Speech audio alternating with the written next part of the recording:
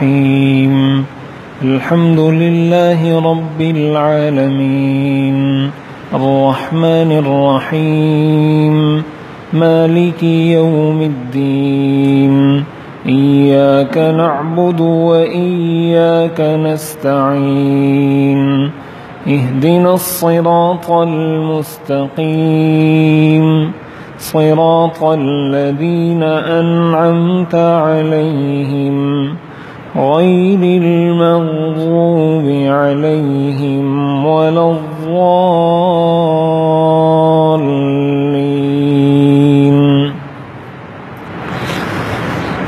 تمام تعریفیں اللہ کے لیے ہیں جو تمام جہانوں کو پالنے والا ہے۔ الرحمن سب پر مہربان ہے، الرحیم بہت مہربان ہے۔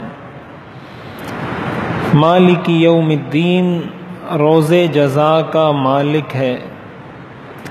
ایاک نعبد تیری ہی ہم عبادت کرتے ہیں، وایاک نستعین اور تجھ ہی سے ہم مدد مانگتے ہیں۔ اہدنا الصراط المستقیم ہمیں سیدھے راستے کی ہدایت عطا فرما۔ صراط الذین انعمت علیہم ان لوگوں کا راستہ جن پر تو نے انعام کیا۔ غیر المغضوب علیہم ولا الضالین نہ کہ ان لوگوں کا راستہ جن پر غضب کیا گیا اور نہ ہی بھٹکے ہوئے لوگوں کا راستہ۔ الرحمن الرحیم اس حوالے سے ہم نے کل بات کی تھی کہ اللہ تعالیٰ کی اصل صفت وہ رحمت ہے۔ اللہ تعالیٰ نے قرآن کریم کی ابتدا میں سورہ فاتحہ کے آغاز میں اپنی یہ دو صفات ذکر کر کے انسانیت کو یہ پیغام دیا ہے کہ میری اصل صفت وہ رحمت ہے۔ کسی بندے کو اگر تکلیف، پریشانی یا عذاب دیا جاتا ہے تو وہ اس کے اپنے عمل کی وجہ سے ہوتا ہے، اس کو متنبہ کرنے کے لیے ہوتا ہے، اس لیے ہوتا ہے تاکہ وہ دوبارہ لوٹ کر پلٹ کر اللہ کی طرف آ جائے، ورنہ حقیقی صفت جو اللہ کی ہے وہ رحمت ہی ہے۔ اسی لیے ان دو صفات کا تذکرہ کیا گیا، الرحمن اور الرحیم۔ چنانچہ الرحمن اور الرحیم میں فرق کیا ہے یہ تو میں نے کل عرض کر دیا تھا، لیکن یہاں اس کے ذکر کرنے کا مقصد یہ ہوا کہ جب اللہ کی اصل صفت رحمت ہے تو انسانوں کو اس سے فائدہ اٹھانا چاہیے۔ شروع میں ہی یہ رحمت کی صفت ذکر کر کے بتایا کہ میری اصل صفت رحمان ہونا ہے، رحیم ہونا ہے، لہٰذا تم میری اس رحمت سے فائدہ اٹھاؤ۔ اب اس رحمت سے فائدہ کیسے اٹھایا جائے؟ اس رحمت کا مستحق کون ہوگا؟ کون سے وہ طریقے ہیں، کون سے وہ اعمال ہیں جن کی وجہ سے انسان اللہ کی رحمت کا مستحق ہوتا ہے؟ چنانچہ قرآن کریم کے اندر ہی اللہ تعالیٰ نے بہت سارے ان اعمال کا تذکرہ کیا ہے جن کا نتیجہ اللہ نے یہ ذکر فرمایا کہ جو شخص یہ عمل کرے گا اللہ کی اس پر رحمت ہوگی۔ چنانچہ قرآن کریم میں آتا ہے وَأَطِيعُوا اللَّهَ وَالرَّسُولَ لَعَلَّكُمْ تُرْحَمُونَ کہ اللہ اور اس کے رسول کی اطاعت کرو تاکہ تم پر رحم کیا جائے۔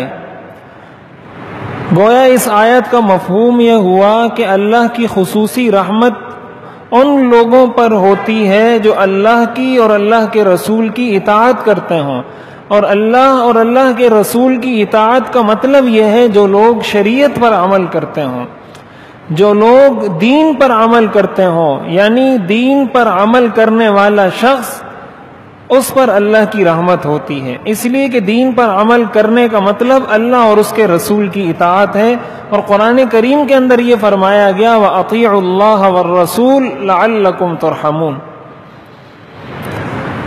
تو اس سے ہمیں ایک درس تو یہ ملا کہ ہم اگر اللہ کی رحمت کے مستحق بننا چاہتے ہیں، ہم اگر یہ چاہتے ہیں کہ ہم پر اللہ کی رحمت ہو، تو اس کا سب سے پہلا تقاضا تو یہ ہے کہ ہم شریعت پر عمل کریں۔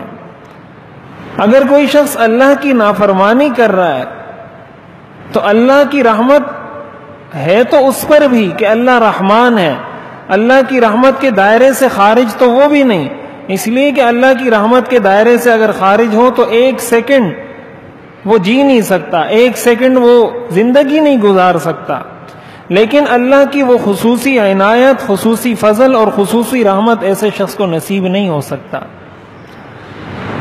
اور جب انسان اللہ تعالیٰ کی اطاعت کرتا ہے، شریعت پر عمل کرتا ہے، تو اس سے بسا اوقات بار بار نافرمانی بھی ہوتی ہے، غلطی بھی ہوتی ہے، کوتاہی بھی ہوتی ہے، اس لیے کہ کل بنی آدم خطاء، ہر انسان خطا کار ہے، ہر انسان سے گناہ ہوتا ہے۔ تو گناہ کر کے اس کا جو تریاق ہے، اس کا جو علاج ہے، قرآن اور حدیث کے اندر جو بتایا گیا وہ استغفار ہے۔ کہ اگر کبھی انسان سے گناہ ہو جائے، ایک انسان نے یہ عزم کیا ہے کہ میں اپنی زندگی شریعت کے مطابق گزاروں گا، لیکن کسی قدم پر اس سے گناہ ہوا، تو اس کو چاہیے کہ فوراً اپنے گناہ سے توبہ کر لے۔ تو اگر کوئی شخص توبہ کر لیتا ہے، ایسے شخص پر بھی اللہ کی خصوصی رحمت نازل ہوتی ہے۔ قرآن کریم کے اندر اللہ تعالیٰ نے ارشاد فرمایا لولا تستغفرون اللہ لعلکم ترحمون، کہ تم کیوں اللہ سے بخشش طلب نہیں کرتے تاکہ تم پر رحم کیا جائے۔ گویا اللہ کی رحمت کا مستحق وہ شخص بھی ہوتا ہے جو گناہ کرنے کے بعد توبہ کرے، جتنی بار اس سے گناہ ہو اتنی بار وہ توبہ کرے۔ اگر ایک انسان نے 70 سال گناہ میں گزارے ہیں، اپنی ساری زندگی گناہ میں گزاری ہے، اور ایک دفعہ وہ اللہ کے در پر جھک کر ندامت کا آنسو بہا کر حقیقی معنوں میں توبہ کر لیتا ہے، آئندہ کی زندگی کو شریعت کے مطابق گزارنے کا عزم کر لیتا ہے، اس کی یہ ایک توبہ اس کے تمام گناہوں کو مٹانے کے لیے کافی ہے۔ قرآن کریم کے اندر اللہ تعالیٰ نے ارشاد فرمایا فَقُلْتُ اسْتَغْفِرُوا رَبَّكُمْ إِنَّهُ كَانَ غَفَّارًا، کہ اپنے رب سے بخشش طلب کرو، اپنے رب سے اپنی معافی طلب کرو، گناہوں کی معافی مانگو، اس لیے کہ وہ غفار ہے، بار بار بخشنے والا ہے۔ اور اس استغفار کا نتیجہ کیا ہوگا؟ یرسل السماء علیکم مدرارا، اللہ تعالیٰ آسمان کے دروازے تم پر کھول دے گا۔ وَيُمْدِدُكُمْ بِأَمْوَالٍ وَبَنِينَ وَيَجْعَلْ لَكُمْ جَنَّاتٍ وَيَجْعَلْ لَكُمْ أَنْهَارًا، اللہ تعالیٰ مال دے کر، اولاد دے کر، بیٹے دے کر، باغات اور سبزہ اور کھیتوں کی فراوانی دے کر تم پر اپنی رحمت کا اظہار فرمائیں گے۔ گویا اس دنیا کے اندر اللہ کی رحمت کو حاصل کرنے کا ایک بہت بڑا ذریعہ وہ توبہ ہے، وہ استغفار ہے۔ چنانچہ قرآن کریم کے اندر اللہ تعالیٰ نے ارشاد فرمایا وَمَا كَانَ اللَّهُ لِيُعَذِّبَهُمْ وَأَنْتَ فِيهِمْ وَمَا كَانَ اللَّهُ مُعَذِّبَهُمْ وَهُمْ يَسْتَغْفِرُونَ، کہ جب تک آپ ان میں ہیں اللہ ان کو عذاب نہیں دے گا۔ اللہ تعالیٰ نے اپنے عذاب کے ہٹانے کے لیے دو چیزیں ذکر کی، کہ دو چیزیں ایسی ہیں جب تک یہ موجود ہوں گی اللہ تعالیٰ اس قوم کو عذاب نہیں دیتا۔ نمبر ایک اللہ نے فرمایا وَأَنْتَ فِيهِمْ، جب تک آپ موجود ہیں میں تیری امت کو عذاب نہیں دوں گا۔ اور دوسرے نمبر پر فرمایا وَمَا كَانَ اللَّهُ مُعَذِّبَهُمْ وَهُمْ يَسْتَغْفِرُونَ، جب تک یہ لوگ استغفار کرتے رہیں گے، جب تک یہ لوگ اپنے گناہوں پر ندامت کا اظہار کرتے رہیں گے میں ان کو عذاب نہیں دوں گا۔ تو مسئلہ یہاں آ کر خراب ہوتا ہے کہ انسان کوتاہی کرتا ہے، غلطی کرتا ہے، گناہ کرتا ہے، پھر اس گناہ کا اقرار نہیں کرتا۔ اس گناہ کا اقرار قیامت کے دن انسان کرے گا، لیکن اس اقرار کا فائدہ نہیں۔ اس اقرار کا فائدہ ہے کہ انسان اس زندگی میں اپنے گناہ کا اقرار کر لے۔ اس وقت تو قرآن میں آتا ہے فَاعْتَرَفُوا بِذَنبِهِمْ، اس وقت تو اعتراف کریں گے اپنے گناہوں کا۔ تو یہ اللہ کی رحمت کو حاصل کرنے کا بہت بڑا ذریعہ ہے۔ اس لیے قرآن کریم میں بار بار یہ فرمایا گیا لا تقنطوا من رحمت اللہ ومن یقنط من رحمت ربہ الا الضالون، اللہ کی رحمت سے مایوس ہونے کی اجازت اسلام کسی کو نہیں دیتا. کیوں؟ اس لیے کہ اللہ کی صفت ہے رحمان، اللہ کی صفت ہے رحیم. حضور علیہ الصلاۃ والسلام کے بارے میں قرآن کریم میں فرمایا گیا لقد جاءکم رسول من انفسکم عزیز علیہ ما عنتم حریص علیکم بالمؤمنین رؤوف الرحیم. حضور علیہ الصلاۃ والسلام کا معاملہ اپنی امت کے ساتھ وہ رحمت کا ہے. تو رحمت کے حصول کا یہ بہت بڑا سبب ہے. اس لیے کبھی کسی موقع پر توبہ کرنے میں، استغفار کرنے میں انسان کو ہچکچانا نہیں چاہیے. شیطان انسان کے دل میں یہ وسوسہ ڈالتا ہے کہ بار بار توبہ کرتا ہوں، بار بار توبہ کرتا ہوں. تو جتنی بار بھی توبہ کی جائے، اللہ تعالیٰ نے کوئی لمٹ تو مقرر نہیں کی. کوئی لمٹ تو مقرر نہیں کی کہ دن میں تم نے 30 دفعہ توبہ کرنا ہے، اس کے بعد تمہیں اجازت نہیں ہے توبہ کرنے کی. 100 بار اگر توبہ شکستی، باز آ، باز آ، باز آ، ہر آنچ ہستی باز آ، باز آ جا، جو کچھ کیا ہے باز آ جا. اگر کفر کیا ہے، قبر پرستی کی ہے، شرک کیا ہے، دنیا کا بڑے سے بڑا گناہ کیا ہے، باز آ. گر بار توبہ شکستی، باز آ. 100 بار اگر توبہ توڑی ہے پھر بھی آ جا.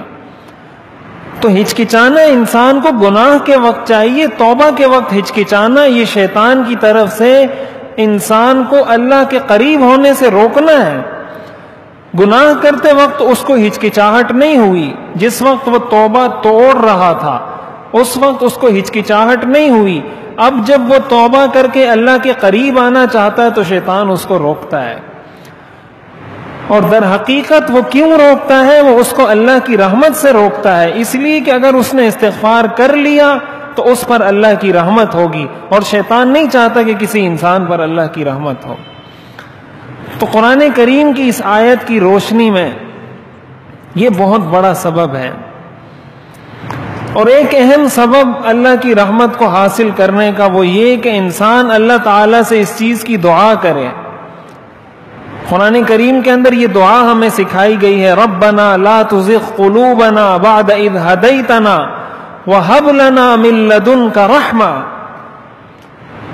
کہ یا اللہ ہدایت دینے کے بعد ہمارے دلوں کو گمراہ مت کرنا. وہب لنا من لدنک رحمہ، اور اپنی طرف سے ہمیں رحمت عطا فرما، ہمیں اپنی رحمت کی چادر میں ڈھانپ لیجئے. تو اپنی دعاؤں میں ان دعاؤں کو شامل کرنا چاہیے. ہم جب مسجد میں داخل ہوتے ہیں، حضور علیہ الصلاۃ والسلام نے ہمیں کیا دعا سکھائی ہے؟ اللہم افتح لی ابواب رحمتک، یا اللہ مجھ پر اپنی رحمت کے دروازوں کو کھول دے. تو اگر ایک انسان 5 دفعہ دن میں آتا ہے مسجد اور 5 دفعہ وہ اللہ سے یہ دعا کرتا ہے کہ یا اللہ مجھ پر اپنی رحمت کے دروازے کھول دے، اگر ایک دفعہ بھی پوری زندگی میں اس کی یہ دعا قبول ہو گئی، اس کا تو بیڑا پار ہے. اس لیے کہا جاتا ہے کہ جو مسنون دعائیں ہیں اس کا اہتمام کرنا چاہیے. اس کی اہمیت اتنی زیادہ ہے کہ جو بیان نہیں کی جا سکتی. اب یہ بظاہر کتنی مختصر سی دعا ہے، لیکن ایک انسان یہ دعا مانگتا ہے کہ اللہ مجھ پر اپنی رحمت کا دروازہ نہیں، دروازے، اپنی رحمت کے سارے دروازے میرے اوپر کھول دیں. تو جس پر اللہ کی رحمت کے سارے دروازے کھل جائیں. اصحاب کہف کا تذکرہ کرتے ہوئے قرآن نے ان کی یہ دعا ذکر کی ہے، ربنا آتنا من لدنک رحمہ وہیئ لنا من امرنا رشدا، کہ یا اللہ ہمیں اپنے فضل سے اپنی رحمت عطا فرما. تو یہ اللہ کی رحمت کو حاصل کرنے کا ایک بہت بڑا ذریعہ ہے. حضرت آدم علیہ السلام جب جنت سے آئے اور اللہ کے سامنے گڑ گڑا کر دعا کرنے لگے تو انہوں نے کیا دعا کی تھی؟ ربنا ظلمنا انفسنا وان لم تغفر لنا وترحمنا لنکونن من الخاسرین، کہ یا اللہ ہم نے اپنی جان پر ظلم کیا ہے، اور اگر آپ نے ہمیں نہیں بخشا اور آپ نے ہم پر رحمت نہیں فرمائی، لنکونن من الخاسرین، تو ہم یقیناً خسارہ پانے والوں میں شامل ہوں گے. تو یہ دعا، یہ ساری دعائیں قرآن نے ہمیں سکھائی ہیں کہ اللہ سے رحمت مانگی جائے. تو اپنی دعاؤں میں اس دعا کو شامل کیا جائے کہ اللہ تعالیٰ اپنی رحمت کا حصہ ایک ذرہ ہم کو بھی نصیب فرمائے. اپنی دعاؤں میں اپنے بچوں کو یہ دعائیں سکھائی جائیں، مسنون دعائیں، یہ قرآنی دعائیں ہیں ساری. ربنا لا تزغ قلوبنا، یہ قرآنی دعا ہے. ربنا آتنا من لدنک رحمہ، یہ قرآنی دعا ہے. ربنا ظلمنا انفسنا وان لم تغفر لنا، یہ قرآنی دعا ہے. یہ مسنون دعا ہے جو ہم مسجد میں داخل ہوتے ہوئے پڑھتے ہیں. تو غور کیا جائے کہ قرآن نے ہمیں کس طرح لمحے لمحے پر اس چیز کی ترغیب دی ہے کہ ہم اللہ سے اس کی رحمت مانگیں. بار بار انسان کو یہ سکھایا ہے کہ اللہ سے اس کی رحمت مانگو، اس لیے کہ اللہ الرحمن ہے اور اس لیے کہ اللہ الرحیم ہے. سورہ فاتحہ کو اس لیے قرآن کا خلاصہ کہا جاتا ہے. اللہ تعالیٰ نے اس کے اندر وہ ساری چیزیں جمع فرما دی ہیں جس کو پورے قرآن میں تفصیل سے ذکر کیا گیا. تو یہ فرمایا گیا الرحمن الرحیم کہ اللہ رحمان ہے اور اللہ تعالیٰ رحیم ہے. اسی طرح رحمت کے اسباب کہ اللہ تعالیٰ کی رحمت کن چیزوں سے حاصل ہوتی ہے، انہی میں سے ایک اہم چیز وہ اپنے بچوں کی صحیح تربیت ہے. اپنے بچوں کی صحیح تربیت کرنا یہ اللہ کی رحمت کے حصول کا ذریعہ ہے. قرآن کریم میں اللہ تعالیٰ نے والدین کے لیے جس دعا کا تذکرہ کیا ہے وہ یہ ہے وَقُلْ رَبِّ ارْحَمْهُمَا كَمَا رَبَّيَانِي صَغِيرًا کہ یا اللہ میرے والدین پر رحم فرما جس طرح انہوں نے بچپن میں میری اچھی تربیت کی. گویا اگر آپ اپنی اولاد کی اچھی تربیت کریں گے تو وہ اولاد آپ کے لیے یہ دعا مانگنے پر مجبور ہے. قرآن نے یہ حکم دیا ہے. قرآن تو پڑھیں گے، قرآن تو انہوں نے پڑھنا ہے. جب قرآن انہوں نے پڑھنا ہے تو قرآن نے اولاد کو یہ حکم دیا ہے قل کہہ دیجئے، حکم دیا ہے قل کہہ دیجئے رب ارحمہما ان پر رحم فرما، ان دونوں پر، کما ربیانی صغیرا جس طرح انہوں نے میری بچپن میں تربیت کی ہے. اس لیے کہا جاتا ہے اپنے بچوں کو قرآن سے قریب کریں، دین سے قریب کریں، اہل اللہ سے قریب کریں، مسجد سے جوڑیں، مدرسے سے جوڑیں، دین سے جوڑیں. جب ان کو دین کا علم ہوگا، دین کی آگاہی ہوگی تو ان کو یہ پتا ہوگا کہ والدین کے کیا حقوق ہیں. تو کل والد قبر میں ہوگا اور یہ بیٹا ہاتھ اٹھا کر دعا کر رہا ہوگا رب ارحمہما کما ربیانی صغیرا. لیکن جس بیٹے کو اپنے باپ کا جنازہ پڑھنے کا طریقہ ہی نہ آتا ہو وہ کہاں سے یہ دعا کرے گا؟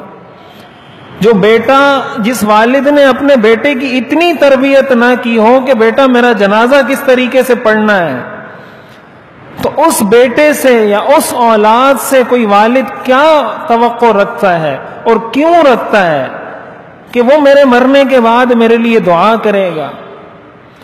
تو اپنی اولاد کی اچھی تربیت کرنا در حقیقت یہ اللہ کی رحمت کے حصول کا ذریعہ ہے. اس لیے اس چیز کو اس وجہ سے بھی کرنا چاہیے کہ اگر میں نے اپنی اولاد کی اچھی تربیت کی تو یہ کل میرے لیے اللہ کی رحمت کے حصول کا ذریعہ بنے گا.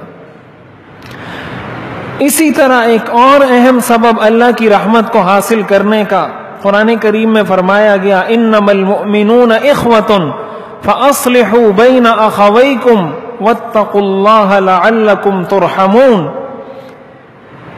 دو مسلمان بھائیوں کے درمیان صلح کروانا. اللہ تعالیٰ نے ارشاد فرمایا مسلمان آپس میں بھائی ہیں لہذا اپنے بھائیوں میں صلح کرواؤ. کیوں؟ لعلکم ترحمون تاکہ تم پر رحم کیا جائے. گویا اللہ کی رحمت کے حصول کا ایک ذریعہ کہ دو لڑے ہوئے لوگوں کو آپس میں جوڑ دیا جائے. اگر کوئی بھائی دوسرے بھائی سے بات نہیں کر رہا تو کوئی تیسرا آدمی ان کی آپس میں بات کروا دے، ان کی صلح صفائی کروا لے، معافی تلافی کروا دے تاکہ ان کے تعلقات دوبارہ بہتر ہو جائیں. اور اس کی اسلام میں اتنی اہمیت ہے دو مسلمانوں کی آپس میں صلح کرانے کی کہ شریعت ایسے موقع پر جھوٹ بولنے کی اجازت دیتی ہے جو گناہ کبیرہ ہے. کبیرہ گناہ ہے جھوٹ بولنا، لیکن اگر دو لوگوں کے درمیان صلح کرانے کے لیے جھوٹ بولنا پڑ جائے، شریعت نے اجازت دی ہے کہ جھوٹ بول دو لیکن ان کی صلح کروا دو. صحیح حدیث کے اندر حضور علیہ الصلوۃ والسلام نے یہ ارشاد فرمایا. تو اس کی اتنی اہمیت ہے. اور ہمارے ہاں معاملہ الٹ ہے. ہمارے ہاں معاملہ الٹ ہے، اور الٹ ہونے کے بعد پھر ہم اللہ کی رحمت کے منتظر ہوتے ہیں، اور جب اللہ کی رحمت نہیں آتی تو ہم کہتے ہیں پتہ نہیں مجھ سے کیا گناہ ہو گیا. یہ سارے اسباب جو میں ذکر کر رہا ہوں، اگر ان اسباب کو ہم اختیار نہیں کریں گے تو ہمیں تو اللہ کی رحمت نصیب نہیں ہوگی. تو پھر انسان یہ شکوہ کیوں کرتا ہے کہ مجھ سے کیا گناہ ہو گیا؟ اس کو پتہ ہی نہیں ہوتا، اور وہ اللہ کی رحمت سے دوری کے ایک نہیں کتنے اسباب اختیار کر چکا ہوتا ہے.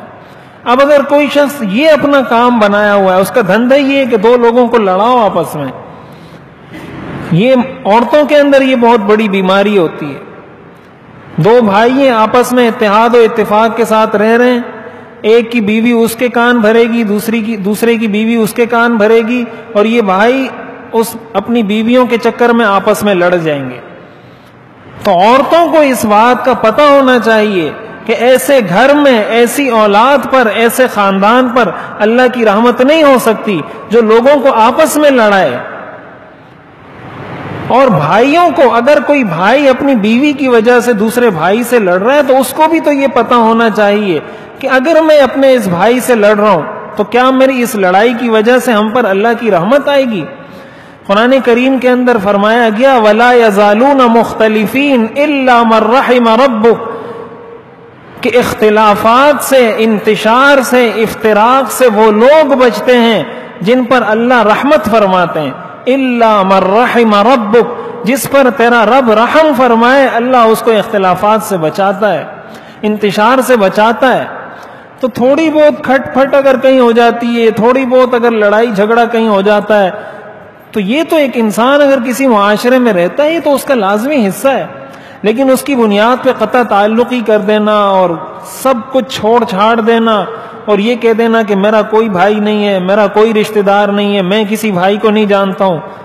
آپ کیسے کسی بھائی کو نہیں جانتے؟ اللہ نے اس کو تمہارا بھائی بنایا ہے، اللہ نے اس کو تمہارا چچا بنایا ہے، اللہ نے اس کو تمہارا بھتیجا بھانجا بنایا ہے. تم کیسے کہتے ہو کہ میں کسی بھانجے کو، کسی بھائی کو نہیں جانتا؟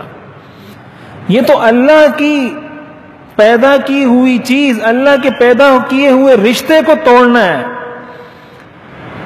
تو اس لیے یہ اللہ کی رحمت کے اسباب میں سے ہے کہ انسان ان لوگوں کے درمیان صلح کروائے جن کی آپس میں ناچاقی ہے، اختلاف ہے، یا آپس کے تعلقات ٹھیک نہیں ہیں.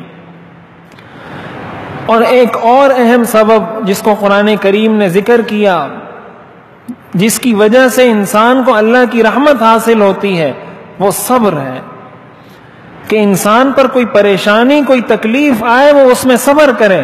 قرآن کریم میں اللہ تعالیٰ نے ارشاد فرمایا الذین اذا اصابتهم مصیبہ قالوا انا للہ وانا الیہ راجعون، وہ لوگ جن کو کوئی مصیبت پہنچتی ہے تو وہ آگے سے یہ کہتے ہیں انا للہ وانا الیہ راجعون. آگے اللہ تعالیٰ ارشاد فرماتے ہیں اولئک علیہم صلوات من ربہم ورحمہ، یہ وہ لوگ ہیں جن پر اللہ کی طرف سے برکتیں اور رحمتیں نازل ہوتی ہیں. گویا مشکل میں، پریشانی میں، تکلیف میں، تنگ دستی میں اللہ کی تقدیر پر راضی رہنا اور اس پر صبر کرنا اور شکوے شکایت سے اپنے آپ کو بچانا، یہ اللہ کی رحمت کے حصول کا ذریعہ ہے. ہم پر جب کوئی تکلیف آتی ہے، تکلیف اللہ سے مانگنی نہیں چاہیے کبھی، اور اگر آ جائے تو اس کے ازالے کی دعا کرنی چاہیے کہ یا اللہ اس تکلیف کو ہم سے دور فرما. لیکن اس تکلیف کی وجہ سے شکوے شکایت کرنا، اس کی شریعت اجازت نہیں دیتی.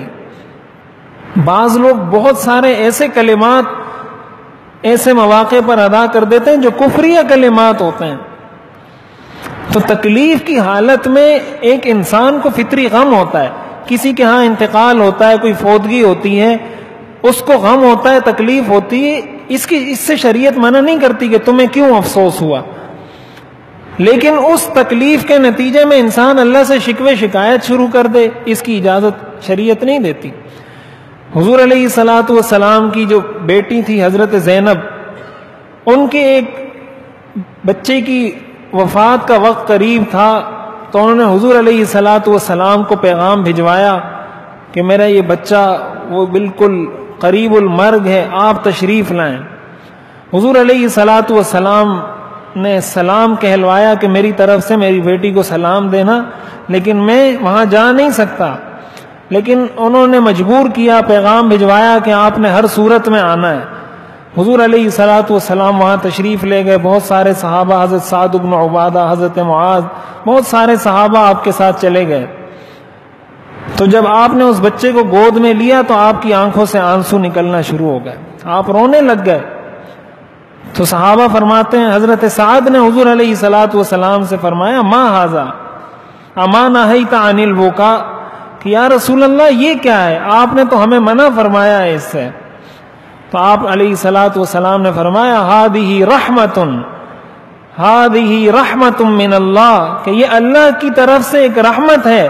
وَإِنَّمَا يَرْحَمُ اللَّهُ مِنْ عِبَادِهِ الرُّحَمَاء، اور اللہ تعالیٰ اپنے انہی بندوں پر رحم فرماتے ہیں جن کے دل میں اوروں کے لیے رحمت ہوتی ہے۔ تو ان آنسوؤں کا نکلنا یہ تو اس رحمت کی وجہ سے ہے، اس شفقت کی وجہ سے ہے، اس محبت کی وجہ سے ہے جو میرے دل میں اپنی بیٹی کے لیے ہے، اس کی وجہ سے میری آنکھوں سے آنسو نکل رہے ہیں۔ لیکن اس کے نتیجے میں انسان اپنے چہرے کو مارنا شروع کر دے، اپنے گریبانوں کو پھاڑنا شروع کر دے۔ آپ نے فرمایا من ضرب الخدود وشق الجیوب فلیس منا، جس نے چہرے کو پیٹا، گریبانوں کو پھاڑا، وہ ہم میں سے نہیں ہے۔ اس کی شریعت اجازت نہیں دیتی۔ تو اللہ کی رحمت کا یہ بہت بڑا ذریعہ ہے کہ تکلیف کے وقت انسان اللہ کو یاد کر کے صبر کرے، اس لیے کہ یہ انسان کے ذہن میں ہر وقت ہونا چاہیے۔ جب کوئی تکلیف پہنچے تو انسان اپنے ذہن میں یہ بات لائے کہ اللہ رحمان ہے، اللہ رحیم ہے، آخر مجھ پر یہ تکلیف آئی ہے، یہ بھی اللہ کی رحمت ہی کا کوئی تقاضا ہوگا، اس کے اندر بھی میرے لیے کوئی حکمت، کوئی درس، کوئی خیر، کوئی بھلائی ہوگی، اس لیے کہ اللہ رحمان ہے، یہ اللہ کی صفت ہے۔ وما ظلمہم اللہ، اللہ کسی پر ظلم نہیں کرتا، وما ظلمناہم، ہم کسی پر ظلم نہیں کرتے، اللہ تعالیٰ ارشاد فرماتے ہیں۔ تو یہ اللہ کی رحمت کے حصول کے اسباب ہیں۔ اور ایک بہت ہی اہم سبب اللہ کی رحمت کے حصول کا وہ یہی ہے جو اس حدیث شریف میں ذکر کیا گیا کہ انسان مخلوق کے ساتھ شفقت کا، رحمت کا، نرمی کا برتاؤ کرے۔ یہ بات میں بار بار عرض کرتا ہوں کہ دین کو چند چیزوں میں منحصر سمجھنا یہ ہماری بہت بڑی غلط فہمی ہے۔ حدیث شریف کے اندر حضور علیہ الصلوۃ والسلام نے ارشاد فرمایا الراحمون یرحمہم الرحمن تبارک و تعالی، کہ رحم کرنے والوں پر اللہ رحم کرتا ہے۔ ارحموا من فی الارض یرحمکم من فی السماء، زمین والوں پر تم رحم کرو، آسمان والا تم پر رحم کرے گا۔ ذرا سی کسی کو طاقت ملتی ہے، ذرا سی کسی کو کوئی اختیار ملتا ہے، ذرا سا کسی کے پاس کوئی پیسہ آتا ہے تو دوسروں کو حقیر سمجھنے لگتا ہے، دوسروں پر ظلم کرنے لگتا ہے، دوسروں کو دبانے کی کوشش کرتا ہے۔ شوہر کو دیکھو تو اس کا بیوی کے ساتھ رویہ، اس کا بیوی کے ساتھ تعلق وہ ایک جابرانہ، ظالمانہ قسم کا رویہ ہے۔ بیوی کو اپنا غلام سمجھا جاتا ہے، بیوی کو ہم یہ سمجھتے ہیں کہ اس کو فرشتہ ہونا چاہیے، خود جو کوتاہیاں کریں، جو غلطیاں کریں، جو گناہ کریں، لیکن بیوی سے اگر کوئی غلطی ہو گئی، کوئی گناہ ہو گیا، کوئی بے ادبی ہو گئی، کوئی نافرمانی ہو گئی، آسمان ہم سر پہ اٹھا لیتے ہیں، اس لیے کہ اللہ نے ہمیں اس کا اختیار دیا ہے۔ حدیث شریف کے اندر آتا ہے، ایک صحابی فرماتے ہیں میں نے اپنے غلام، اس نے کوئی بات میری نہیں مانی، میں نے اس کو تھپڑ مارا تو پیچھے سے مجھے آواز آئی للہ اقدر علیک منک علی، کہ اللہ تعالیٰ کو تجھ پر اس سے زیادہ قدرت ہے جتنی قدرت تجھ کو اس غلام پر ہے۔